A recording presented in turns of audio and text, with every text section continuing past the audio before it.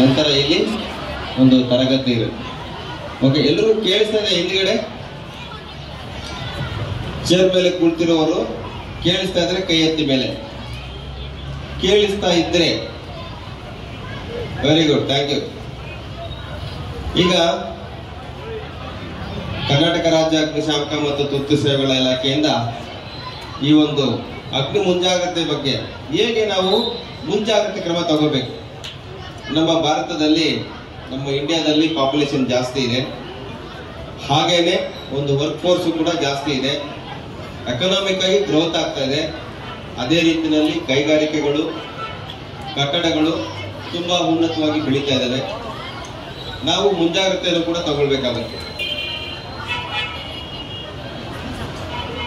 ಈಗ ನಿಮ್ಗೆಲ್ರಿಗೂ ಗೊತ್ತಿದೆ ಕೆಮಿಕಲ್ಸ್ ಅಂದ್ರೆ ಏನು ಅಂತ ಅಲ್ವಾ? ಹಿಂದ್ಗಡೆ ಕೇಳಿಸ್ತಾ ಇದೆಯಾ? ಸ್ವಲ್ಪ ಮಧ್ಯದಲ್ಲಿ ಡಿಸ್ಟರ್ಬೆನ್ಸ್. 1 2 3 ಗೋ ಸ್ಟಾರ್ಟ್. ಒಂದ್ಸಲ ಅಷ್ಟೇ ಏನ್ ಹೇಳ್ತೀರಿ ಅದನ್ನ ಮಾಡ್ಬೇಕು. ವೆರಿ ಗುಡ್, ತುಂಬಾ ಚೆನ್ನಾಗಿ ಕಟ್ಟಿದಿರಿ. ಈಗ ಒನ್ಸ್ ಮೋರ್ ಥಮ್ಸ್ ಅಪ್ ಮಾಡ್ತೀನಿ. 1 more, ready, start. 1 2 3 1 2 3 1 2 3 stop. No, ಈ ಕಡೆ ಗಮನ ಇಲ್ಲ ಅಂತ ಅರ್ಥ. ಅಲ್ಲಾರ ಮಧ್ಯದಲ್ಲಿ ಈ ಕಡೆ ನೋಡು, ಇಲ್ಲಿ ಇಲ್ಲಿ ಈ ಕಡೆ ತಿರುಗು, ಈ ಕಡೆ ತಿರುಗು. ಇನ್ನು ಈ ಕಡೆ ಬಾ, ಔಟ್ ಬಾ. ಎಸ್. ಈಗ ಮತ್ತೊಂದು ಬೇರೆ ರೀತಿಯ ಚಪ್ಪಾಳೆ.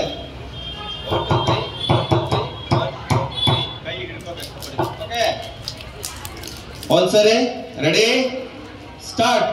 1 2 3 1 2 3 ವೆರಿ ಗುಡ್. ಬಟ್ ಸೌಂಡ್ ಬರಲಿಲ್ಲ, ಇನ್ನೂ ಜೋರಾಗಿ ಹೊಡಿಬೇಕು. Okay, last start. 1 2 3 1 2 3 1 2 3 1 2 3 1 2 3 1 2 3 1 2 3 1 2 3 1 2 3 ಅರ್ಥ ಆಗ್ತವೆ. ಅವಕ್ಕೆಲ್ಲನೂ ಕೂಡ ಉರಿಯುವಂತ ವಸ್ತು ಅಂತ ಕರಿತೀವಿ. ಎಕ್ಸಾಂಪಲ್, ಉದಾಹರಣೆ, ಪೇಪರ್, ಬಟ್ಟೆ, gas, petrol, diesel, gas.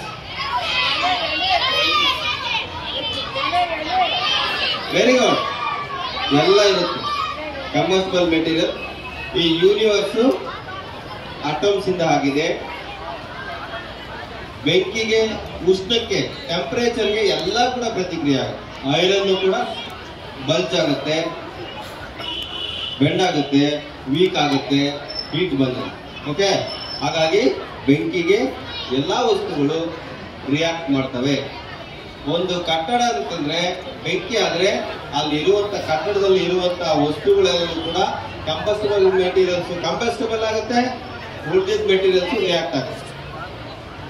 Okay, ಹೀಗೆ ಬೆಂಕಿ ಅಂತಂದ್ರೆ it is exothermic chemical chain reaction. Is a combustible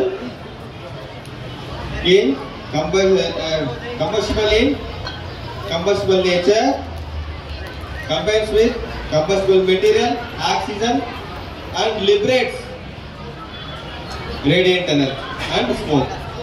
ಈ ಒಂದು ಇದಕ್ಕೆ ನಾವು ಬೆಂಕಿ ಅಂತ ಕರಿತೀವಿ. ಬಹಿರ್ದಹನ ಉಷ್ಣ ರಾಸಾಯನಿಕ ಕ್ರಿಯೆ ಅಂತ ಕರಿತೀವಿ. ಈ ಒಂದು ಕ್ರಿಯೆಯಲ್ಲಿ 3 ವಸ್ತುಗಳು ಮುಖ್ಯವಾಗಿ ಪಾಲ್ಗೊಳ್ತವೆ. ಒಂದು ಕಂಬಸ್ಟಬಲ್ ಮೆಟೀರಿಯಲ್, ಇನ್ನೊಂದು ಆಕ್ಸಿಜನ್, ವೆರಿ ಗುಡ್, ಇನ್ನೊಂದು ಆಯಿಲ್. ಹೀಗೆ ಬೆಂಕಿಯನ್ನು ಹಾರಿಸುವಂತದ್ದು ಹಲವಾರು ಮೀಡಿಯಾಸ್ ಇದೆ. ಒಂದು ಸಪರೇಷನ್ ಅಂದ್ರೆ ಬೇರ್ಪಡಿಸುವಿಕೆ, ಉರಿಯುವಂತ ವಸ್ತು ಬೆಂಕಿಯಿಂದ ಸಪರೇಟ್ ಮಾಡೋದು.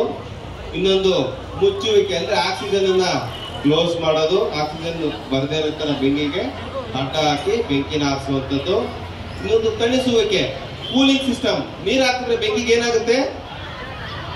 ಹಾರಾಗುತ್ತೆ. ಇದೆಲ್ಲ ಯಾಕೆ ನಿಮಗೆ ಹೇಳ್ತಾ ಇದ್ದೀನಿ ಅಂತಂದ್ರೆ, ಶಾಲೆಗಳಲ್ಲಿ ಬೆಂಕಿ ಆದಾಗ ನೀವೇ ಅದಕ್ಕೆ ಬೆಂಕಿನ ಹಾರಿಸ್ಬೇಕಾಗತ್ತೆ. ನೀವು ಬೆಂಕಿ ಆಗಿದ ತಕ್ಷಣ ಕಟ್ಟಡದಿಂದ, ನಿಮ್ಮ ಶಾಲೆಯಿಂದ ಹೊರಗೆ ಬರಬೇಕಾಗತ್ತೆ. ಹೇಗೆ ಅದನ್ನ ಈಗ ಯಾಕೆ ಹೇಳ್ತಾ ಇದ್ದೀನಿ ಅಂತಂದ್ರೆ, ಕುಂಭಕೋಣಂ ಅಲ್ಲಿ 2004ರಲ್ಲಿ ಜುಲೈ 16ರಂದು ಒಂದು ಇನ್ಸಿಡೆಂಟ್ ಆಗುತ್ತೆ. ಆ ಒಂದು ಶಾಲೆಗೆ ಬೆಂಕಿಯಾಗಿ 94 ಜನ ಡೆತ್ ಆಗ್ತಾರೆ ಮಕ್ಕಳು. 94 ಮೆಂಬರ್ಸ್. ಹಾಗಾಗಿ ಶಾಲೆಗಳಲ್ಲಿ ಬೆಂಕಿ ಅವಘಡ, ಶಾಲೆ ಅಂತಲ್ಲ ತುಂಬಾ ಕಡೆ ಇಲ್ಲಿ ಹೋದ ಅಕ್ಟೋಬರ್ ಅಲ್ಲಿ ಹತ್ತಿಬೇಲೆಯಲ್ಲಿ ಬೆಂಕಿ, ಒಂದು ಪಟಾಕಿ ಗೋಡನ್ ಬೆಂಕಿಯಾಗಿ ಸುಮಾರು 17 ಮೆಂಬರ್ಸ್ ಡೆತ್ ಆದ.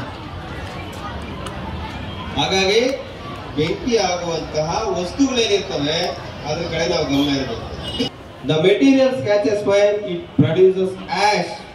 ಯಾವ ವಸ್ತುಗಳು ಆಶಿನ ಪ್ರೊಡ್ಯೂಸ್ ಮಾಡುತ್ತೆ ಆ ವಸ್ತುಗಳಿಗೆ ನಾವು ಕ್ಲಾಸ್ ಎ ಫೈರ್ ಅಂತ ಕರಿತೀವಿ. ಅದಕ್ಕೆ ನೀರನ್ನ ಹಾಕಿ ಬೆಂಕಿನ ಹಾಕ್ತೀವಿ. ಯಾವುದು ಅಂತದ್ದು? ಪೇಪರ್, ವುಡ್, ಬಟ್ಟೆ, ಇವುಗಳನ್ನು ಕೂಡ ನಾವು ಬೆಂಕಿನ ನೀರನ್ನ ಹಾಕಿ ಹಾಕ್ತೀವಿ. ನೋಡಿ, ಇದನ್ನ ಅಗ್ನಿನಂದಕ ಅಂತ ಕರಿತೀವಿ. ಎಲ್ಲಾದ್ರೂ ಅಗ್ನಿ ಆಗುವಂತಹ ಜಾಗಗಳಲ್ಲಿ, ಬಿಲ್ಡಿಂಗ್ಗಳಲ್ಲಿ, ಪೆಟ್ರೋಲ್ ಬಂಕ್ಗಳಲ್ಲಿ, ಫ್ಯಾಕ್ಟರಿಗಳಲ್ಲಿ ಇಟ್ಟಿರ್ತೀವಿ. ಓಕೆ, ಈಗ ಇದನ್ನ ಹೇಗೆ ನಾವು ಆಪರೇಟ್ ಮಾಡಬೇಕು ಅಂತಂದ್ರೆ, ಇದರಲ್ಲಿ ಸೇಫ್ಟಿ ಪಿನ್ ಇರುತ್ತೆ. ಸೇಫ್ಟಿ ಪಿನ್ ಹಾಕಿರ್ತಾರೆ. ಇದಕ್ಕೆ ಪಾಸ್ ಅಂತ ಕರಿತೀವಿ. PASS, ಪಾಸ್ ಅಂತಂದ್ರೆ, ಪಿ ಅಂತಂದ್ರೆ ಫುಲ್ ದ ಸೇಫ್ಟಿ ಪಿನ್. ಅದಕ್ಕಿಂತ ಮುಂಚಿತವಾಗಿ ಬೆಂಕಿ ಎಲ್ಲಾಗಿದೆ ಅಂತ ನಾವು ನೋಡ್ಕೋಬೇಕು. ಓಪನ್ ಪ್ಲೇಸ್ ಅಂದ್ರೆ ಗೊತ್ತಾಗುತ್ತೆ, ಬಟ್ ಕಟ್ಟಡದಲ್ಲಿ ದೊಡ್ಡ ಬಿಲ್ಡಿಂಗ್ಗಳಲ್ಲಿ ಎಲ್ಲ ಒಂದು ಕಾರ್ನರ್ ಆಗಿರುತ್ತೆ, ಸ್ಮೋಕ್ ಎಲ್ಲಾನು ಕೂಡ ಆವರಿಸ್ಕೊಂಡು.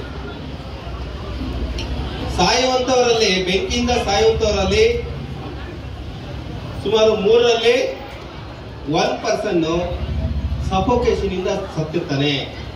ಸಫೋಕೇಶನ್ ಅಂದ್ರೆ ಉಸಿರಾಡೋದಕ್ಕೆ ಗಾಳಿ ಇಲ್ಲದೆ. ನಾವು ನೋಡಿರ್ತೀವಿ, ತುಂಬಾ ಕ್ಲೋಸ್, ಒಂದು ರೂಮಲ್ಲಿ ಕ್ಲೋಸ್ ಆಗಿರುವಂತಹ ರೂಮಲ್ಲಿ ರಾತ್ರಿ ಸೊಳ್ಳೆ ಬತ್ತಿ ಬರುತ್ತಲ್ಲ, ಸೊಳ್ಳೆ ಬತ್ತಿ ಹಚ್ಬಿಟ್ಟು ಮಲಗಿರ್ತಾರೆ. ಬೆಳಗ್ಗೆ ಅವರು ಡೆತ್ ಆಗಿರ್ತಾರೆ. ಹೇಗೆ ಡೆತ್ ಆಗ್ತೀವಿ? ನಮಗೆ ಆಕ್ಸಿಜನ್ ತುಂಬಾ ಅನಿವಾರ್ಯ ಇರುತ್ತೆ. ನಾವು ಮಲಗಿದ ಮೇಲೆ ಅದು ನಿಧಾನಕ್ಕೆ ಏನಾಗುತ್ತೆ, ಗಾಳಿಯಲ್ಲಿ ಆಕ್ಸಿಜನ್ ಪ್ರಮಾಣ 19% ಇರಬೇಕು, 19 to 20%. ಅದು 16% ಬರ್ತದೆ. ನಮ್ಗೆ ಗೊತ್ತಾಗಲ್ಲ, ನಾವು ನಿದ್ದೆ ಮಾಡ್ತಾ ಇರ್ತೀವಿ, ಹಾಗೆ ಡೆತ್ ಆಗ್ತಾರೆ. ಅದೇ ರೀತಿನಲ್ಲಿ ಸ್ನಾನ ಮಾಡುವಂತಹ ಕೋಣೆಯಲ್ಲಿ, ಸ್ನಾನದ ಕೋಣೆಯಲ್ಲಿ ಗ್ಯಾಸ್ ಗೀಸರ್ ಹಾಕಿರ್ತಾರೆ. ಅಲ್ಲಿ ಗಾಳಿ ಆಡುವಂತ ವ್ಯವಸ್ಥೆ ಇರಲ್ಲ, ಕ್ಲೋಸ್ಡ್ ಇರ್ತವೆ. ಗೀಸರ್ ಹಾಕಿರ್ತಾರೆ, ನೀರ್ ಕಾಯಿಸ್ಕೊಳ್ಳೋದಕ್ಕೆ ಗೀಸರ್ ಹಾಕ್ತಾರೆ. ಅಲ್ಲಿ carbon dioxide, carbon monoxide release ಆಗ್ತದೆ. ಇವ್ರು ಹಾಕ್ಬಿಟ್ಟು ಒಂದು 15 ನಿಮಿಷ ಆದ್ಮೇಲೆ ಮತ್ತೆ ಸ್ನಾನಕ್ಕೆ ಹೋಗ್ತಾರೆ. ಅಲ್ಲಿ ಫುಲ್ ಸ್ಮೋಕ್ ಇರುತ್ತೆ, ಅವ್ರಿಗೆ ಗೊತ್ತಾಗಲ್ಲ ಕಾರ್ಬನ್ ಮೊನಾಕ್ಸೈಡ್ ಅಂತ, ಅಲ್ಲಿ ಕೂಡ ಡೆತ್ ಆಗ್ತಾರೆ. ಬಾವಿಯಲ್ಲಿ ಏನು ಬಿದ್ದಿರುತ್ತೆ, ಎತ್ಕೊಳ್ಳೋದಕ್ಕಂತ ಹೋಗ್ತಾರೆ, ಅಲ್ಲಿ ಉಸಿರಾಡಕ್ಕಾಗಲ್ಲ, ಅಲ್ಲಿ ಕೂಡ ಡೆತ್ ಆಗ್ತಾರೆ. ಇಲ್ಲೆಲ್ಲನೂ ಕೂಡ ನಮಗೆ ಉಸಿರಾಡುವಂತ ಗಾಳಿ ಸಿಗೋದಿಲ್ಲ. ಗೊತ್ತಾಗ್ತಾ ಇದೆಯಾ? ಹಾಗಾಗಿ ಎಲ್ಲಿ ನಮಗೆ ಉಸಿರಾಡುವಂತಹ ಕನ್ಸಿಸ್ಟೆಂಟ್ ಪ್ಲೇಸ್ ಇರ್ತದೆ ಅಲ್ಲಿ ನೀವು ಜಾಗೃತಿಯಿಂದ ಇರಬೇಕು. ಗೀಸರ್ ಗ್ಯಾಸ್ ಅನ್ನ ಉಪಯೋಗಿಸೋರು ಅದನ್ನ ಆಲ್ಟರ್ ಮಾಡ್ಕೊಳ್ಳಿ ದಯವಿಟ್ಟು. ಯಾಕೆಂದ್ರೆ ಬೆಂಗಳೂರು ಸಿಟಿಯಲ್ಲಿ ತುಂಬಾ ಜನ ಗೀಸರ್ ಗ್ಯಾಸ್ ಯೂಸ್ ಮಾಡ್ತಾರೆ, ಅವರು ಡೆತ್ ಆಗ್ತಿದೆ. ಲಾಸ್ಟ್ 1 ಇಯರ್ ಅಲ್ಲಿ 5-6 ಕೇಸ್ಗಳು ಆ ತರನೇ ಆಗಿದೆ.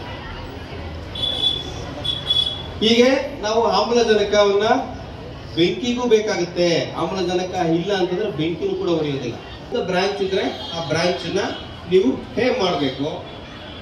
ಆದ್ಮೇಲೆ ಸ್ಕ್ವೀಸ್, ಇದನ್ನ ಸ್ಟ್ರೈಕ್ ಮಾಡಬೇಕು, ಇಲ್ಲ ರಿವಾಲ್ವ್ ಮಾಡಬೇಕು, ಇಲ್ಲ ಪ್ರೆಸ್ ಮಾಡಬೇಕು. ಡಿಫ್ರೆಂಟ್ ಟೈಪ್ಸ್ ವಾಲ್ವ್ ಇರ್ತವೆ.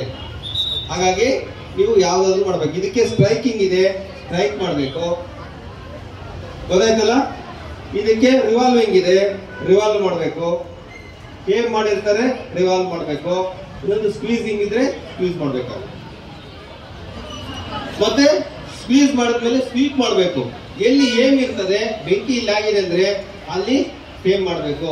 ಭಯ ಬಿಡೋ ಅವಶ್ಯಕತೆ ಇಲ್ಲ. ಒಂದು ನಿಮ್ಗೆ ಗೊತ್ತಿದ್ರೆ ಮಾತ್ರ ಧೈರ್ಯವಾಗಿ ಫೇಸ್ ಮಾಡಿ. ಇದು ಬೇಸಿಕ್ ನಾಲೆಡ್ಜ್. ಈ ಒಂದು ಎಕ್ಸ್ಟಿಂಗ್ವಿಷರ್ ಗಳನ್ನ ಪೆಟ್ರೋಲ್ ಬಂಕ್ಗಳಲ್ಲಿ, ಥಿಯೇಟರ್ಗಳಲ್ಲಿ ಎಲ್ಲಾ ಕಡೆನೂ ಹಾಕಿರ್ತಾರೆ.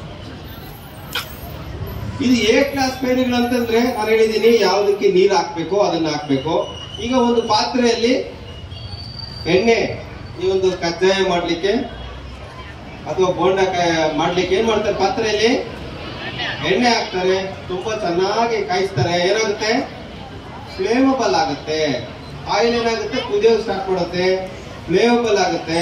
ಆಗ ಆಟೋಮೆಟಿಕ್ ಆಗಿ ಕಿಡಿಯ ಒಂದು ಹೀಟಿಗೆ ಕಿಡಿ ತಾಕಿದ್ರೆ ಅದು ಅಂಟ್ಕೊಳ್ಳುತ್ತೆ ಪಾತ್ರೆಯಲ್ಲಿ. ಅವಾಗ ನಾವು ಹೇಗೆ ಆರಿಸೋದು ಅಂತ ಗೊತ್ತಾಗಲ್ಲ. ತುಂಬಾ ಜನ ಕನ್ಫ್ಯೂಷನ್ ಆಗ್ಬಿಡ್ತಾರೆ. ಹೇಗ್ ಮಾಡ್ತೀರಿ ನೀವು? ಪಾತ್ರೆಯಲ್ಲಿ ಬೆಂಕಿ ಆದ್ರೆ ಹೇಗೆ ಆರಿಸ್ತೀರಿ? ಹೆಣ್ಮಕ್ಳು ಏನಾಗ್ತೀರಿ? ನೀರನ್ನ ಹಾಕ್ತಾರಂತ ಹುಡುಗರು. ಇದೇನ್ ಮಾಡ್ತಾರೆ, ಹಾಕ್ತೀರಿ? ಬಟ್ಟೆನ ಹಾಕ್ತಾರೆ. ಏನಾಗುತ್ತೆ ಬಟ್ಟೆ? ಬೆಂಕಿ ಉರಿತಾ ಇರುತ್ತೆ, ಇನ್ನು ನಿಮ್ ಮೇಲೆ ಚೆಲ್ಲುತ್ತೆ. ಆ ಸೀಸನ್ ಅನ್ನ ಕ್ಲೋಸ್ ಮಾಡ್ಬೇಕು. ಹೇಗ್ ಮಾಡ್ತೀರಿ? ಪ್ಲೇಟ್ ಅನ್ನು ಮುಚ್ತೀರಿ ಅಷ್ಟೇ. ಬಟ್ಟೆ ಹಾಕೋದು, ನೀರು ಹಾಕೋದು ಅದೆಲ್ಲ ಮಾಡ್ಬೇಕು. ನೀರು ಹಾಕಿದ್ರೆ ಏನಾಗುತ್ತೆ, ಅದು ನೀರು ಡೆನ್ಸಿಟಿ ಜಾಸ್ತಿ ಇರುತ್ತೆ. ಆಯಿಲ್ಗಿಂತಲೂ ಕೂಡ ಡೆನ್ಸಿಟಿ ಜಾಸ್ತಿ ಇರೋದ್ರಿಂದ ನೀರು ಕೆಳಗಡೆ ಸೇರ್ಕೊಳ್ಳುತ್ತೆ. ಆಯಿಲ್ ಓವರ್ ಫ್ಲೋ ಆಗಿ ಆಚೆ ಬಂದು ಇನ್ನೂ ಜಾಸ್ತಿ ಆಗುತ್ತೆ ಫೈರ್. ಗೊತ್ತಾಯ್ತಲ್ಲ? ಹಾಗಾಗಿ ನೀರನ್ನ ಹಾಕ್ಬಾರ್ದು ಆಯಿಲ್ ಫೈರ್ಗೆ. ಇನ್ನೊಂದು, ನೀರನ್ನ ಮಿಸ್ಟ್ ಆಗಿ ಕನ್ವರ್ಟ್ ಮಾಡುವಂತ ಒಂದು ಟೆಕ್ನಾಲಜಿ ಇದೆ, ಅದನ್ನ ಯೂಸ್ ಮಾಡೋದು. ಈಗ ಅದು ಬೆಂಕಿ ಆದ್ರೆ ನಾವು ಆಯಿಲ್ ಫೇಸ್ಗೆ ಏನ್ ಮಾಡ್ತೀವಿ, ನಾವು ಫೋಮ್ ಅನ್ನ, ನಮ್ಮಲ್ಲಿ ಇವಾಗ ದೊಡ್ಡ ಪ್ರಮಾಣದಲ್ಲಿ ಬೆಂಕಿ ಆಗಿರುತ್ತೆ ಇಂಡಸ್ಟ್ರಿಯಲ್ಲಿ. ಆಗ ನಾವೇನ್ ಮಾಡ್ತೀವಿ, ನಮ್ಮಲ್ಲಿ ಒಂದು ಕೆಮಿಕಲ್ ಬರುತ್ತೆ A-FFF ಅಂತ. ಆ FFF ಅನ್ನ ಕೆಮಿಕಲ್ ಅನ್ನ ಉಪಯೋಗಿಸ್ಕೊಂಡು ಫೋಮ್ ಅನ್ನ ಹಾಕಿ ಬೆಂಕಿನ ಹಾಕ್ತೀವಿ. ಗೊತ್ತಾಯ್ತಲ್ಲ? ಪ್ಲಾಸ್ಟಿಕ್ ಗ್ಯಾಸ್ ಫೈರ್ಗಳಾದ್ರೆ ಏನ್ ಮಾಡ್ತೀರಿ ಮನೆಯಲ್ಲಿ? ಎರಡು ರೀತಿಯಲ್ಲಿ ಆಗುತ್ತೆ gas fire. LPG cylinder, LPG ಮತ್ತೆ ನ್ಯಾಚುರಲ್ ಗ್ಯಾಸ್. ನ್ಯಾಚುರಲ್ ಗ್ಯಾಸ್ ಅಲ್ಲಿ ಮೀಥೇನ್ ಮಾತ್ರ ಇರುತ್ತೆ ಒಂದು ಕಾಂಪೋಸಿಷನ್. ಅದು ಈ ಗಾಳಿಗಿಂತ ಹಗುರವಾಗಿರುತ್ತೆ, ಮೇಲೆ ಹೊರಟೋಗುತ್ತೆ. ಅದೇ LPG ಗಾಳಿಗಿಂತ ಭಾರ ಇರುತ್ತೆ. ನೀರ್ ಹೇಗೆ ಹರಿಯುತ್ತೆ ಅದೇ ರೀತಿ LPG ಕೂಡ ಲೀಕ್ ಆದ್ರೆ ಹರ್ಕೊಂಡು ಹೋಗುತ್ತೆ. ಹರ್ಕೊಂಡು ಹೋಗ್ತಾನೆ, ಲೀಕ್ ಆಗ್ತಾನೆ, ಗಾಳಿ ಜೊತೆ ಮಿಕ್ಸರ್ ಆಗುತ್ತೆ. ಮನೆ ಇರೋದ್ರಿಂದ ಕ್ಲೋಸ್ಡ್ ಆಗಿರುತ್ತೆ. ಗ್ಯಾಸ್ ಲೀಕ್ ಆಗಿ ಏನಾಗುತ್ತೆ, ಮನೆಯಲ್ಲೆಲ್ಲ ಆವರಿಸ್ಕೊಳ್ಳುತ್ತೆ. ವಿತ್ ರೇಷಿಯೋದಲ್ಲಿ ಅದು 2ರಿಂದ 10% ಅಷ್ಟು ಮಿಕ್ಸ್ ಆದ್ರೆ ಮಾತ್ರ ಬೆಂಕಿ ಆಗುತ್ತೆ ಗ್ಯಾಸ್. ಸ್ವಲ್ಪ ಎಲ್ಲ ಲೀಕ್ ಆಗ್ಬಿಟ್ಟು ಸ್ವಲ್ಪ ಒಂದು ಕಿಡಿ ಸಿಕ್ಕಿದ್ರು ಕೂಡ ಬೆಂಕಿ ಆಗುತ್ತೆ, ಒಂದೇ ಸರಿ ಬ್ಲಾಸ್ಟ್ ಆಗುತ್ತೆ.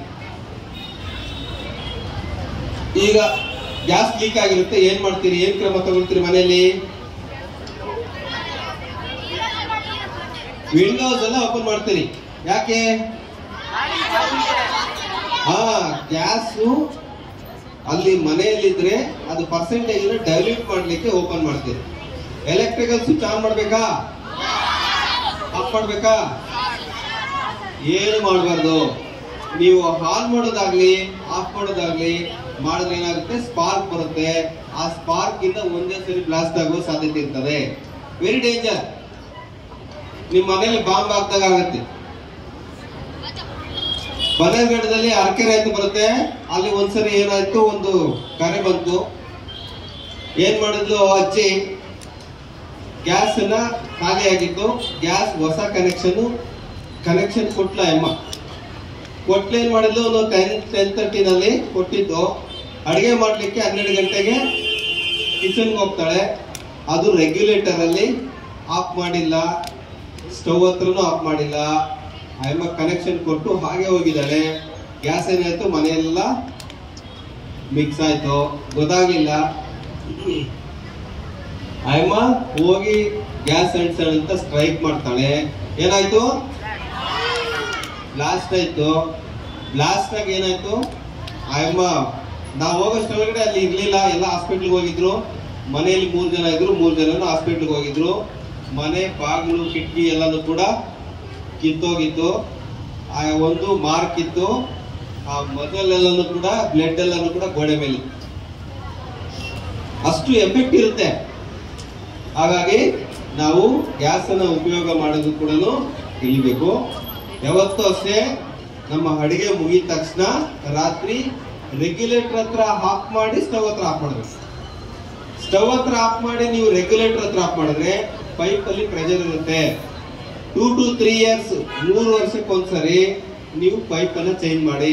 ಸ್ವಲ್ಪ ಹೋಲ್ ಇದ್ರೂ ಕೂಡ ಗ್ಯಾಸ್ ಲೀಕ್ ಆಗಿ ಅನಾಹುತ ಆಗುವ ಸಾಧ್ಯತೆಗಳಿರ್ತವೆ. ಈ ಗ್ಯಾಸ್ ಫೈರ್ ಆದಾಗ ನಾವೇನ್ ಮಾಡ್ತೀವಿ? ಕಾರ್ಬನ್ ಡೈಆಕ್ಸೈಡ್ ಅಂತ ಇದೆ, ನೋಡಿದಿರಾ? ಯಾರು ನೋಡಿಲ್ಲ ಕೈ ಎತ್ತಿ. ಕಾರ್ಬನ್ ಡೈಆಕ್ಸೈಡ್ ಯಾರು ನೋಡಿಲ್ಲ ಕೈ ಎತ್ತಿ. ಇಷ್ಟೆಲ್ಲ ನೋಡಿಲ್ಲ, ಇನ್ನು ಉಳಿದರೆಲ್ಲ ನೋಡಿದೀರಾ? ಎಲ್ಲಿ ನೋಡಿದಿರಿ? ಗಾಡಿಯಲ್ಲಿ.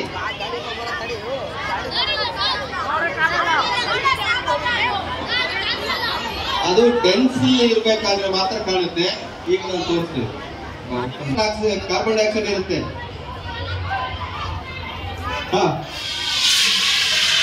ಬಿಡು, ಅವ್ರು ನೋಡ್ಲಿ, ಎಲ್ಲರೂ ನೋಡ್ಲಿ. ಕುತ್ಕೋಬೇಕಲ್ಲ ನಾವು.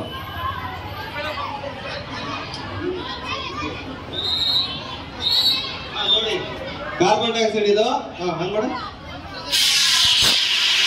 ಆಫ್ ಮಾಡ. ಇದು carbon dioxide. Congested gas fire of ಮಾಡ್ಲಿಕ್ಕೆ, ಆ ಒಂದು ಬೆಂಕಿಗಳಿಗೆ ಆಕ್ಸಿಜನ್ ಕಟ್ ಮಾಡ್ಲಿಕ್ಕೆ ನಾವು ಇದನ್ನ ಯೂಸ್ ಮಾಡ್ತೀವಿ.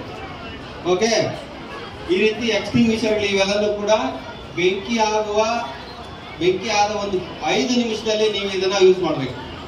5 ನಿಮಿಷ ಮಾಡ್ಲಿಲ್ಲ ಅಂದ್ರೆ ಬೆಂಕಿ ದೊಡ್ಡದಾಗ್ಬಿಡುತ್ತೆ. ನೀವು ಆರ್ಸಕ್ಕಾಗಲ್ಲ, ಅಷ್ಟು ದೊಡ್ಡದಾಗುತ್ತೆ. ಯಾಕಂದ್ರೆ ಇದರಲ್ಲಿರುವಂತದ್ದು ಚಿಕ್ಕ ಚಿಕ್ಕ ಪ್ರಮಾಣದಲ್ಲಿ ಇರ್ತದೆ. 9 ಲೀಟರ್ ವಾಟರ್ ಇರುತ್ತೆ, ಅದರಲ್ಲಿ 5 kg ಕಾರ್ಬನ್ ಡೈಆಕ್ಸೈಡ್ ಇರುತ್ತೆ. ಹಾಗಾಗಿ ಸಣ್ಣ ಸಣ್ಣ ಪ್ರಮಾಣದ ಬೆಂಕಿಗಳು ಮಾತ್ರ ನಾವು ಇದನ್ನು ಯೂಸ್ ಮಾಡ್ತೀವಿ. ಅದಕ್ಕೆ first aid fire fighting extinguishers ಅಂತ ಕರಿತೀವಿ ಇದಕ್ಕೆ.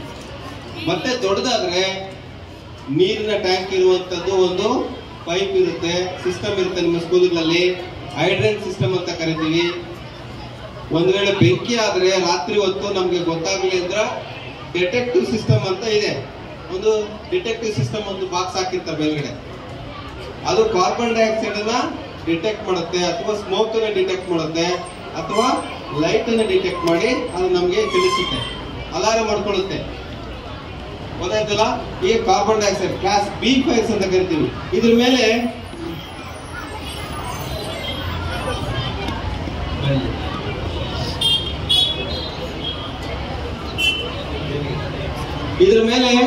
ಎ ಅಂತ ಇರುತ್ತೆ.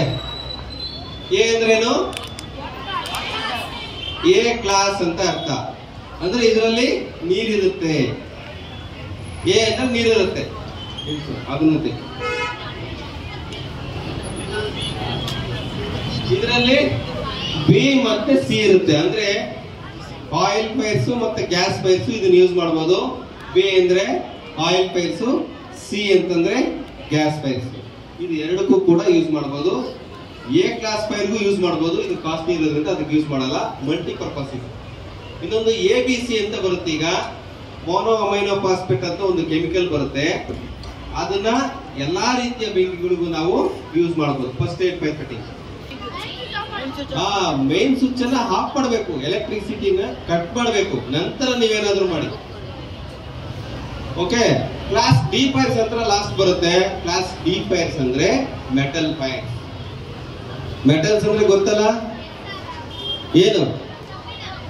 ಕಬ್ಬಿಣ, ಮತ್ತೆ ಗೋಲ್ಡ್, ಕಾಪರ್, ಅಲ್ಯೂಮಿನಿಯಂ, ಇವೆಲ್ಲ ಮೆಟಲ್ಸ್. ಕೆಲವೊಂದು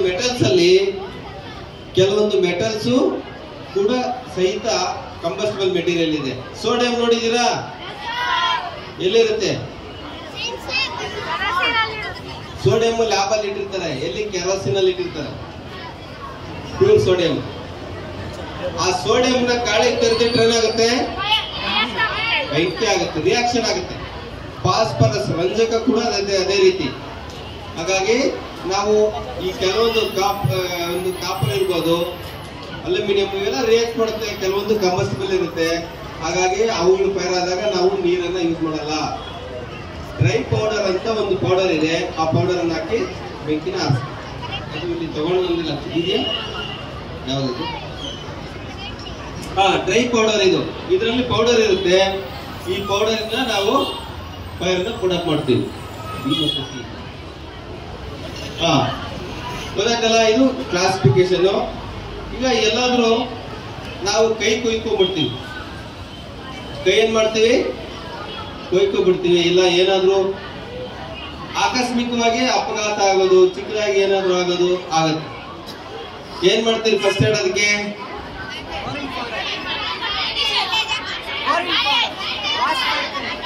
ಬ್ಯಾಂಡೇಜ್ ಹಾಕ್ತೀರಿ. ಬ್ಯಾಂಡೇಜ್ ಗಿಂತ ಮುಂಚಿತವಾಗಿ ಏನ್ ಮಾಡ್ತೀರಿ,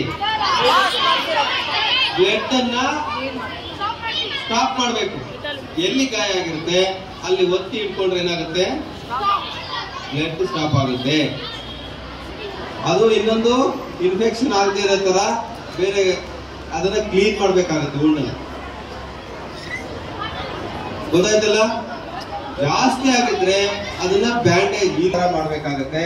ಆಗ ನೀರಲ್ಲಿ ಒಂದ್ 2 ನಿಮಿಷ ಇಡೋದು, ಅಥವಾ ಫುಲ್ ಬಾಡಿಗೆ ಬೆಂಕಿ ಆದ್ರೂ ಕೂಡ ನೀರನ್ನ ಹಾಕ್ಬೇಕಾಗತ್ತೆ ತಕ್ಷಣವಾಗಿ. ಮುಂದೆ ಅದು ತಣ್ಣಕ್ಕಿರುತ್ತೆ, ಜೊತೆಗೆ ಉರಿ ಆಗಲ್ಲ. ಗೊತ್ತಾಯ್ತಲ್ಲ? ಬೊಗ್ಗೆ ಬಂದ್ರೂ ಪರವಾಗಿಲ್ಲ, ನೀರನ್ನ ಹಾಕಿ ಫಸ್ಟ್ ಏಡ್ ಅನ್ನ ಮಾಡಿ. ಬೇರೆ ಇನ್ನೇನು ಹುಡ್ಕೋಬೇಡಿ, ಬೇರೆ ಬೇರೆ ಎಲ್ಲ ಹಾಕ್ತಾರೆ, ಏನೋ ಹಾಕಕ್ ಹೋಗ್ಬೇಡಿ. ನೀರನ್ನ ಹಾಕಿ, ಇಲ್ಲ ಕೈಗೆ ಏನಾದ್ರು ಆದ್ರೆ ಒಂದು 5 ಮಿನಿಟ್ಸ್ ನೀರಲ್ಲಿ ಇಟ್ಕೊಳ್ಳಿ, ತಕ್ಷಣವಾಗಿ ನಿವಾರಣೆ ಆಗುತ್ತೆ. ಮತ್ತೆ ಇನ್ನೊಂದು, 1 ವರ್ಷದಲ್ಲಿ 60,000 ಮೇಲೆ ಒಂದು ಸೆನ್ಸೆಕ್ಸ್ ಪ್ರಕಾರ ನೀರಲ್ಲಿ ಬಿದ್ದು ಡೆತ್ ಆಗ್ತಾ ಇದ್ದಾರೆ. ಈಜಕ್ಕೆ ಹೋಗಿ, ಇಲ್ಲ ಕಾಲ್ಜರ್ ದೊಡ್ಡಿನಲ್ಲಿ ಬಿದ್ದು, ಈ ರೀತಿ. ಹಾಗಾಗಿ ಹುಷಾರಾಗಿ ನೀವು ಎಲ್ಲಿ ಟ್ರೈನ್ ಇರುತ್ತೆ, ಎಲ್ಲಿ ಸೇಫ್ ಇರುತ್ತೆ ಅಲ್ಲಿ ನೀವು ಸ್ವಿಮ್ಮಿಂಗ್ ಪೂಲ್ ಅಥವಾ ಇತರೆ ಜಾಗಗಳಲ್ಲಿ ಮಾಡ್ಬೇಕಾಗುತ್ತೆ. ಈ ಕೆರೆನಲ್ಲಿ ಯಾರು ಕೇಳದೆ ಎಲ್ಲ ಹೋಗಿ ಹುಡುಗರು ಯಾರು ಸ್ವಿಮ್ಮಿಂಗ್ ಮಾಡಬಾರ್ದು. ಇಲ್ಲೇ ನಾವು ಸುಮಾರು ಈ ಬೇಸಿಗೆ ಕಾಲ ಬಂದ್ರೆ, ರಜಾಗಳು ಬಂದ್ರೆ ಬಾಡಿ ಎತ್ತಕ್ಕೆ ಹೋಗ್ತೀವಿ. ನಿಮ್ ತಂದೆ ತಾಯಿ ನಿಮ್ಮನ್ನ ಎಷ್ಟೋ ಪ್ರೀತಿಯಿಂದ ಸಾಕಿರ್ತಾರೆ. ನೀವು ಹೋಗಿ ಅಲ್ಲಿ ಡೆತ್ ಆದ್ರೆ ಪಾಪ ಅವ್ರು ಏನ್ ಮಾಡೋದು? ದೇಶಕ್ಕೂ ನಷ್ಟ, ತಂದೆ ತಾಯಿಗೂ ಕಷ್ಟ. ಗೊತ್ತಾಯ್ತಾ? ಯಾರು ಕೂಡ ಬಾವಿ ಇದೆ, ಹಳ್ಳ ಇದೆ, ಈಜಣ ಅಂತ ಹೋಗ್ಬಾರ್ದು. ಕೇಳಿಸ್ಕೊಳ್ತಾ ಇದ್ದೀರಾ? ಹಿಂದ್ಗಡೆ ಕೈ ಎತ್ತಿ. ಯಾರು ಸ್ವಿಮ್ಮಿಂಗ್ ಮಾಡಕ್ ಹೋಗ್ತೀರಿ? ಕೈ ಎತ್ತಿ ಮೇಲೆ. ಯಾರು ಸ್ವಿಮ್ಮಿಂಗ್ ಕುಂಟೆ ಕೆರೆನಲ್ಲಿ ಈಜಕ್ ಹೋಗ್ತೀರಿ? ಕೈ ಎತ್ತಿ ಮೇಲೆ. ಇಷ್ಟು ಹೇಳಿದ್ರಲ್ರು ಮತ್ತೆ ಕೈ ಎತ್ತಾ ಇದೀರಿ ನೀವು. ಮಾಡಬಾರ್ದು. ಮನೆಯಲ್ಲಿ ಏನಕ್ಕೂ ಮನೆ ತೊಳೆದಕ್ಕೆ ಆಸಿಡ್ ಇಟ್ಟಿರ್ತಾರೆ, ಅದನ್ನ ಮುಟ್ಕೊಳ್ಳೋದು, ಹ್ಯಾಂಡಲ್ ಮಾಡೋದು, ಅದೆಲ್ಲ ಮಾಡಬಾರ್ದು. ನಿಮ್ಗೆ ತೊಂದರೆ ಆಗುತ್ತೆ. ಹೀಗೆ ಬೆಂಕಿಗಳನ್ನ ಆರಿಸೋದ್ರ ಜೊತೆಗೆ ನಿಮ್ಮ ಒಂದು ಸೇಫ್ಟಿನ ನೋಡ್ಕೋಬೇಕು. ಯಾವ ಮೆಟೀರಿಯಲ್ ಅಥವಾ ನಾನು ಎಲ್ಲಿ ಹೋಗ್ತಾ ಇದ್ದೀನಿ ಅಂತ. ಈಗ ಒಂದು ದೊಡ್ಡ ಹುಚ್ಚಾಗಿದೆ, ಫೋನ್ ಅನ್ನ ನೋಡ್ತಾ ಇರೋದು. ಫೋನ್ ಅನ್ನ ನೋಡ್ತಾ ಇರ್ತೀರಿ. ಈ ಒಂದು ದೊಡ್ಡ ಬಿಲ್ಡಿಂಗ್ ಮೇಲಿಂದ ಈಗ ಸೆಲ್ಫಿ ತಗೊಳಕ್ ಹೋಗ್ತೀರಿ, ಇಲ್ಲ ನೀರು ಬರ್ತಾ ಇರ್ತದೆ, ಗಡ್ಡೆ ಮೇಲೆ ನಿಂತ್ಕೊಂಡು ಸೆಲ್ಫಿ ತಗೊಳ್ತಾರೆ, ಅನಾಹುತಗಳಾಗ್ತವೆ. ಸುಮಾರು ನಾವು ಬಾಡಿ ಎತ್ತಕ್ಕೆ ಹೋಗ್ತೀವಿ, ಅವರು ಆಕಸ್ಮಿಕವಾಗಿ ಬೀಳ್ತವೆ, ಬಟ್ ಮುಂಜಾಗ್ರತೆ ಇರಲ್ಲ ನಿಮಗೆ. ಹಾಗಾಗಿ ಫೋನ್ಗಳನ್ನ ಸೆಲ್ಫಿ ತಗೊಳ್ಳೋದು ಈ ಒಂದು ಜಾಸ್ತಿ ಆಗ್ತಾ ಇದೆ. ಮಕ್ಕಳೆಲ್ಲರೂ ಕೂಡ ಮೊಬೈಲ್ಗಳನ್ನ ಅವಾಯ್ಡ್ ಮಾಡಬೇಕು, ಓದೋದ್ರ ಕಡೆಗೆ ಗಮನ ಹರಿಸ್ಬೇಕು. ಗೊತ್ತಾಯ್ತಾ? ಈಗ ಸಣ್ಣದಾಗಿ ಒಂದು ಹೊರಗಡೆ ಒಂದು ಡ್ರಿಲ್ ಇರುತ್ತೆ, ಅವತ್ತು ಮಾಕ್ ಡ್ರಿಲ್. ಎಲ್ಲರೂ ಕೂಡ ಪ್ರಾಕ್ಟಿಕಲ್ ಆಗಿ ನಾವು ತೋರಿಸ್ತೀವಿ, ಬೆಂಕಿ ಆದ್ರೆ ಏನ್ ಮಾಡ್ತೀವಿ ಅಂತ. ನಮ್ಮ ವಾಹನ ಚಿಕ್ಕದು ಮತ್ತೆ ಒಂದು ನಮ್ಮಲ್ಲಿ ಹಲವಾರು ರೀತಿಯ ವಾಹನಗಳಿರ್ತವೆ. ಒಂದು 2 ವಾಹನ ತಗೊಂಡು ಬಂದಿದ್ದೀವಿ, ಎಲ್ಲ ನೋಡ್ತೀರಿ. ಎಲ್ಲ ಮಾಹಿತಿಗೆ ಕೊಟ್ಟಿದ್ದಕ್ಕೆ ನಿಮ್ಮ ಒಂದು ಆರ್ಗನೈಸರ್ ಸ್ಪಾಟ್ಸ್ ಅಂಡ್ ಗೈಡ್ಸ್ ಇಂದ ಎಲ್ರಿಗೂ ಕೂಡ ನನ್ನ ನಮಸ್ಕಾರಗಳು. ಜೈ ಹಿಂದ್. ಎಲ್ಲ ಎದ್ದೋಗ್ಬಿಟ್ರಂತೆ, ಒಬ್ಬರೇ ಒಬ್ಬರು ಕುಂತಿದ್ದಂತೆ. ಯಾಕಯ್ಯ ನೀನು ಒಬ್ಬರೇ ಕುಂತಿದ್ದೀಯ ಅನ್ನಂತ. ಅದಕ್ಕೆ ಯಾವ ರೀತಿ ಇರಬೇಕು, ಅದಕ್ಕೆ ತೆಗೆದುಕೊಳ್ಳುವಂತ ಪ್ರಿಕಾಷನರಿ ಮೆಜರ್ಸ್ ಏನು ಅಂತೇಳಿ. ಮಕ್ಕಳೇ, ಒಂದು ವಿಷಯ ನಿಮ್ಗೆ ಹೇಳ್ಬಿಟ್ಟು ನಾನು ಮುಗಿಸ್ತೇನೆ. ಜಾಸ್ತಿ ಈಗ ನನಗೆ ವಾರ್ನಿಂಗ್ಗಳಿದೆ. ಯಾಕಂದ್ರೆ ನಾನು ಯಾವತ್ತಾದ್ರೂ ಭಾಷೆಗೆ ನಿಂತ್ಕೊಂಡ್ರೆ ಅರ್ಧ ಗಂಟೆ, 3/4 ಗಂಟೆ, 1 ಗಂಟೆ ಆಗ್ತದೆ. ಅದಕ್ಕೆ ಕೆಲಸ 2 ಗಂಟೆನೂ ಆಗುತ್ತೆ. ಆದ ಕಾರಣ ನಾನು ನೋಡಿದ ಕೂಡಲೇ ನನಗೆ ಅರ್ಥ ಆಯ್ತು. ಕರ್ನಾಟಕ ರಾಜ್ಯದಲ್ಲಿ 31 ರೆವಿನ್ಯೂ ಜಿಲ್ಲೆಗಳಿದೆ, 35 ಶೈಕ್ಷಣಿಕ ಜಿಲ್ಲೆಗಳಿದೆ, 36 ಸ್ಕೌಟ್ ಗೈಡ್ ಜಿಲ್ಲೆಗಳಿದೆ, 242 ಸ್ಥಳೀಯ ಸಂಸ್ಥೆಗಳಿದೆ ತಾಲೂಕಾ ಮಟ್ಟದ್ದು. ಆದರೆ 36 ಜಿಲ್ಲಾ ಸಂಸ್ಥೆಗಳಲ್ಲಿ the smallest district is Anekal taluk. The smallest local associations are in Anekal taluk. ಆದರೆ 18 ಸ್ಥಳೀಯ ಸಂಸ್ಥೆಗಳು, 7-8 ತಾಲೂಕುಗಳಿರುವಂತಹ ಒಂದು ದೊಡ್ಡ ಜಿಲ್ಲೆ ಬೆಳಗಾಂ ಜಿಲ್ಲೆ, ದಾವಣಗೆರೆ ಜಿಲ್ಲೆ, ಇವೆಲ್ಲವನ್ನು ಲೆಕ್ಕ ಹಾಕೊಂಡ್ರೆ Anekal taluk, Bengaluru East district is one of the best district, is one of the forward district in quality and quantity in ಅನ್ಕೊಂಡಿದ್ದೀನಿ. ಯಾಕಂದ್ರೆ 36 ಸ್ಕೌಟ್ ಗೈಡ್ ಜಿಲ್ಲೆಗಳಲ್ಲಿ ನಮ್ಮ ಒಂದು ಸರ್ಕಾರಿ ಪ್ರೌಢಶಾಲೆಯ ಮಕ್ಕಳು ದೇಶಭಕ್ತಿ ಗೀತೆಯನ್ನು ಹಾಡಿ ಇಡೀ ರಾಜ್ಯದಲ್ಲೇ ಪ್ರಥಮ ಬಹುಮಾನ ಪಡ್ಕೊಂಡಿದ್ದಾರೆ ಅಂತಂದ್ರೆ ಇದಕ್ಕಿಂತ ಹೆಮ್ಮೆ ಏನ್ ಬೇಕಾಗಿದೆ? ಡಿಸ್ಟ್ರಿಕ್ಟ್ ಚೀಫ್, ನಾನು ಪ್ರೆಸಿಡೆಂಟ್ ಇರ್ಬೋದು ಈ ಸಂಸ್ಥೆಗೆ, ಆದ್ರೆ ಡಿಸ್ಟ್ರಿಕ್ಟ್ ಚೀಫ್ ಕಮಿಷನರ್ ಶ್ರೀಮತಿ ಜಯಲಕ್ಷ್ಮೀರವರು, ನಮ್ಮ ನರೇಂದ್ರ ಕುಮಾರ್ ಕಾರ್ಯದರ್ಶಿಗಳು, ಇವರೆಲ್ಲರೂ ಸೇರ್ಕೊಂಡು ಅವರ ಟೀಮ್ ಎಲ್ಲ ಸೇರ್ಕೊಂಡು ಇಷ್ಟೆಲ್ಲ ಕೆಲಸವನ್ನು ಮಾಡಿದ್ದಾರೆ ಅಂತಂದ್ರೆ ಇಡೀ ರಾಜ್ಯದಲ್ಲಿ ಯಾವ ಜಿಲ್ಲೆನಲ್ಲೂ ಕೂಡ ತಾಲೂಕು ರ್ಯಾಲಿಗಳಾಗಲಿಲ್ಲ, ಯಾವ ಜಿಲ್ಲೆನಲ್ಲೂ ಜಿಲ್ಲಾ ರ್ಯಾಲಿಗಳಾಗಲಿಲ್ಲ, ಯಾವ ಬಹಳಷ್ಟು ಜಿಲ್ಲೆಗಳಲ್ಲಿ ತರಬೇತಿಗಳಾಗಲಿಲ್ಲ. ನಮ್ಮ ತಾಲೂಕಿನಲ್ಲಿ, ನಮ್ಮ ಜಿಲ್ಲೆಯಲ್ಲಿ ಎಲ್ಲವನ್ನು ಮುಗಿಸಿ ಈಗ ಕಡೆ ಹಂತದಲ್ಲಿ ನಾವಿದ್ದೇವೆ. Must be grateful to this association. ವಂದನೆಗಳನ್ನು ಸಲ್ಲಿಸ್ತಾ ಇದ್ದೇವೆ.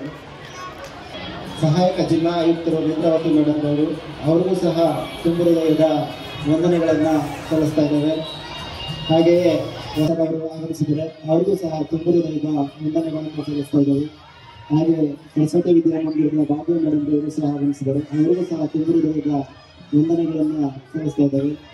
ಹಾಗೆ ನಮ್ಮ ಎಲ್ಲ ಕೆಲಸ ಕಾರ್ಯಗಳಿಗೆ ಸಹಕಾರವನ್ನು ನೀಡ್ತಾ ಪ್ರೋತ್ಸಾಹ ನೀಡ್ತಾ ಇರ್ತಕ್ಕಂತಹ DRP ಭಾಸ್ಕರ್ ಸರ್ ಅವರಿಗೂ ಸಹ ತುಂಬು ಹೃದಯದ ವಂದನೆಗಳನ್ನು ಸಲ್ಲಿಸ್ತಾ ಇದ್ದೇವೆ. ಹಾಗೂ ಆತ್ಮೀಯ ಸ್ನೇಹಿತರು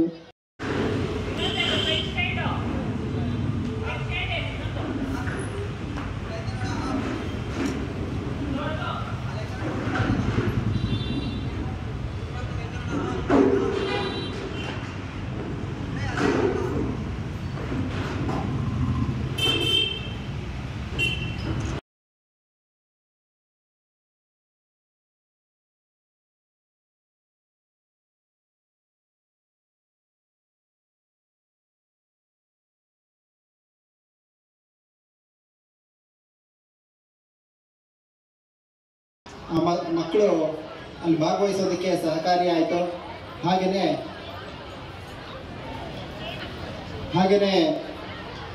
ಸಂಗೀತ ಶಿಕ್ಷಕರಾದಂತಹ ಆನಂದ್ ಸರ್ ಅವರು ಮಕ್ಕಳಿಗೆ ತರಬೇತಿಯನ್ನು ಕೊಟ್ಟರು. ಮತ್ತು ಇದಕ್ಕೆಲ್ಲ ಕಾರಣಕರ್ತರಾದಂತಹ ನಮ್ಮ ಜಿಲ್ಲಾ ಕಾರ್ಯದರ್ಶಿಗಳಾದಂತಹ ನರೇಂದ್ರ ಕುಮಾರ್ ಅವರು ಹಾಗೂ ಆ ಶಾಲೆಯ ಎಲ್ಲ ಸಿಬ್ಬಂದಿ ವರ್ಗದವರು, ಮತ್ತು ಅವರನ್ನು ಸಹ ಈ ಒಂದು ಕಾರ್ಯಕ್ರಮದಲ್ಲಿ ಭಾಗವಹಿಸಿದ್ದಾರೆ. ಅವ್ರಿಗೂ ಸಹ ಅಭಿನಂದನೆಗಳನ್ನು ಸಲ್ಲಿಸ್ತಾ ಇದ್ದೇವೆ. ಬಂದು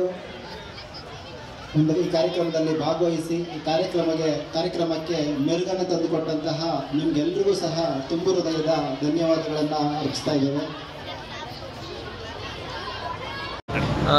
Bharat scout and guides Hebbagodi ಸ್ಥಳೀಯ ಸಂಸ್ಥೆ ಸೆಕ್ರೆಟರಿ ಆಗಿದ್ದೀನಿ. ನಾನು ಉಸ್ಕೂರು ಪ್ರೌಢಶಾಲೆಯಲ್ಲಿ ಸ್ಕೌಟ್ ಮಾಸ್ಟರ್ ಆಗಿ ಕೆಲಸ ಮಾಡ್ತಾಯಿದ್ದೀನಿ. ಅದೇ ಥರ ವಿಜ್ಞಾನ ಮತ್ತು ಗಣಿತವನ್ನು ಕಲಿಸ್ಕೊಡ್ತೀನಿ. ಈ ದಿನ ನಮಗೆಲ್ಲರಿಗೂ ಒಂಥರ ಹಬ್ಬ ಅಂತ ಹೇಳ್ಬೋದು. ಈ ದಿನ ಜಿಲ್ಲಾ ಮಟ್ಟದ ಭಾರತ್ ಸ್ಕೌಟ್ ಆ್ಯಂಡ್ ಗೈಡ್ಸ್ ನಮ್ಮ ಬೆಂಗಳೂರು ಪೂರ್ವ ಜಿಲ್ಲೆ ಆನೇಕಲ್ ಬೆಂಗಳೂರು ಪೂರ್ವ ಜಿಲ್ಲೆ ರ್ಯಾಲಿ ನಡೀತಾ ಇದೆ. ಈ ರ್ಯಾಲಿನಲ್ಲಿ ಸುಮಾರು 1500 ಮಕ್ಕಳು ಅಮೋಘವಾಗಿ ಭಾಗವಹಿಸಿ ಇಡೀ ನಮ್ಮ ಬೆಂಗಳೂರಿನಲ್ಲಿ 5 ಜಿಲ್ಲೆಗಳು, ಬೆಂಗಳೂರು ದಕ್ಷಿಣ ಜಿಲ್ಲೆಯಲ್ಲಿ 5 ಜಿಲ್ಲೆಗಳಿದ್ದರೂ ಸಹ ಇಷ್ಟು ಜನ ಮಕ್ಕಳು ಭಾಗವಹಿಸೋದು ಕಷ್ಟ ಇದೆ. ಅಂಥದ್ರಲ್ಲಿ ನಮ್ಮ ಆನೇಕಲ್ ಒಂದು ತಾಲೂಕು ಬೆಂಗಳೂರು ಪೂರ್ವ ಜಿಲ್ಲೆಯಾಗಿ ಈ ಪೂರ್ವ ಜಿಲ್ಲೆಯಿಂದ 1500 ಮಕ್ಕಳು ಒಂದು ದಾಖಲೆ ಸಂಖ್ಯೆಯಲ್ಲಿ ಭಾಗವಹಿಸಿ ಎಲ್ಲ ಚಟುವಟಿಕೆಗಳಲ್ಲಿ ಭಾಗವಹಿಸಿದ್ದಾರೆ. ಅದು ಈ ದಿನ ನಮ್ಮ ಸರ್ಕಾರಿ ಶಾಲೆ ಮಕ್ಕಳು, ಉಸ್ಕೂರು ಶಾಲೆ, ಆನೇಕಲ್ ತಾಲೂಕು ಉಸ್ಕೂರು ಶಾಲೆ ಮಕ್ಕಳು ರಾಜ್ಯ ಮಟ್ಟದಲ್ಲಿ ಭಾರತ್ ಸ್ಕೌಟ್ ಆ್ಯಂಡ್ ಗೈಡ್ಸ್ ದೇಶಭಕ್ತಿ ಗೀತೆ ಸ್ಪರ್ಧೆಯಲ್ಲಿ ಇಡೀ ನಮ್ಮ ಕರ್ನಾಟಕ ರಾಜ್ಯದಲ್ಲಿ 36 ಜಿಲ್ಲೆಗಳನ್ನು ಹಿಮ್ಮೆಟ್ಟಿಸಿ ಪ್ರಥಮ ಸ್ಥಾನವನ್ನು ಪಡ್ಕೊಂಡು ಇಡೀ ನಮ್ಮ ಉಸ್ಕೂರು ಶಾಲೆಗಲ್ಲದೆ ನಮ್ಮ ಆನೇಕಲ್ ತಾಲೂಕು ಬೆಂಗಳೂರು ಪೂರ್ವ ಜಿಲ್ಲೆಗಲ್ಲದೆ ಇಡೀ ಕರ್ನಾಟಕ ರಾಜ್ಯಕ್ಕೇ ಹೆಮ್ಮೆಯನ್ನು ತಂದಿದ್ದಾರೆ.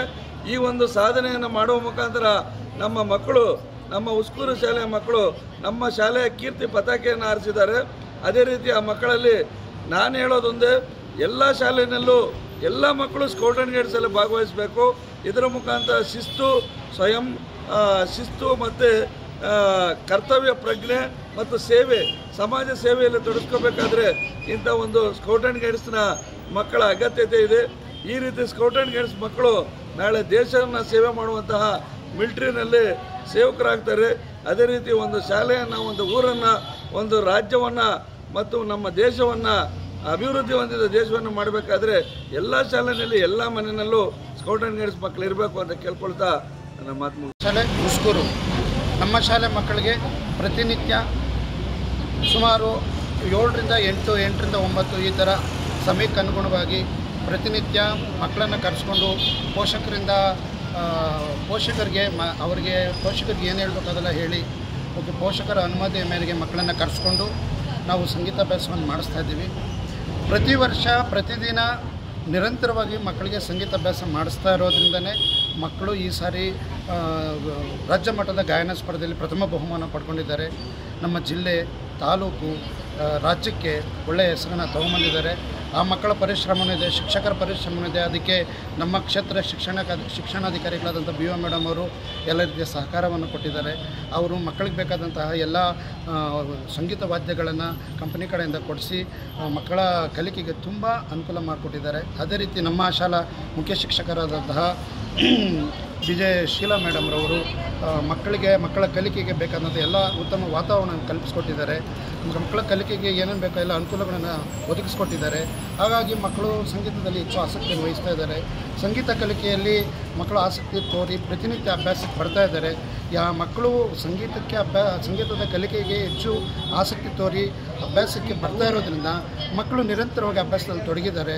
ಅವರು ಸಂಗೀತದ ಅಭ್ಯಾಸದಲ್ಲಿ ನಿರಂತರವಾಗಿ ತೊಡಗಿರೋದ್ರಿಂದನೇ ಅವರು ಸಂಗೀತದಲ್ಲಿ ಮತ್ತು ದೇಶಭಕ್ತಿ ಗಾಯನ ಸ್ಪರ್ಧೆಯಲ್ಲಿ ಪ್ರಥಮ ಬಹುಮಾನ ಪಡೀಲಿಕ್ಕೆ ಸಾಧ್ಯವಾಯಿತು. ಅವರು ಚೆನ್ನಾಗಿ ಇನ್ನೂ ಅಭ್ಯಾಸ ಮಾಡಲಿ, ನಿರಂತರವಾಗಿ ಅಭ್ಯಾಸ ಮಾಡ್ತಾನೇ ಇರಲಿ. ಅವರ ಸಂಗೀತ ಕ್ಷೇತ್ರದಲ್ಲಿ ಅವರ ಸಾಧನೆಗೆ ತಕ್ಕ ಪ್ರತಿಫಲ ದಕ್ಕಲಿ ಅಂತ ಶುಭ ಹಾರೈಸ್ತೀನಿ. ಧನ್ಯವಾದಗಳು. ನನ್ನ ಹೆಸರು ಶೀಲಾ ಬೀಜೆ, ಮುಖ್ಯೋಪಾಧ್ಯಾಯಿನಿ, ಸರ್ಕಾರಿ ಪ್ರೌಢಶಾಲೆ ಉಸ್ಕೂರು ಶಾಲೆ HM ಆಗಿದ್ದೀವಿ. ಈ ಒಂದು ಕಾರ್ಯಕ್ರಮದಲ್ಲಿ ಅದರಲ್ಲೂ ನಮ್ಮ ಸರ್ಕಾರಿ ಶಾಲೆ ಮಕ್ಕಳು ರಾಜ್ಯ ಮಟ್ಟದಲ್ಲಿ ಸಂಗೀತದಲ್ಲಿ ಫಸ್ಟ್ ಬಂದು ಈ ಒಂದು ನಮ್ಮ ತಾಲೂಕಿಗೆ ಒಂದು ಕೀರ್ತಿಯನ್ನು ತಂದಿದ್ದಾರೆ. ಎಲ್ಲ ಮಕ್ಕಳಿಗೂ ಶುಭವಾಗಲಿ ಅಂತ ಹಾರೈಸ್ತೀನಿ.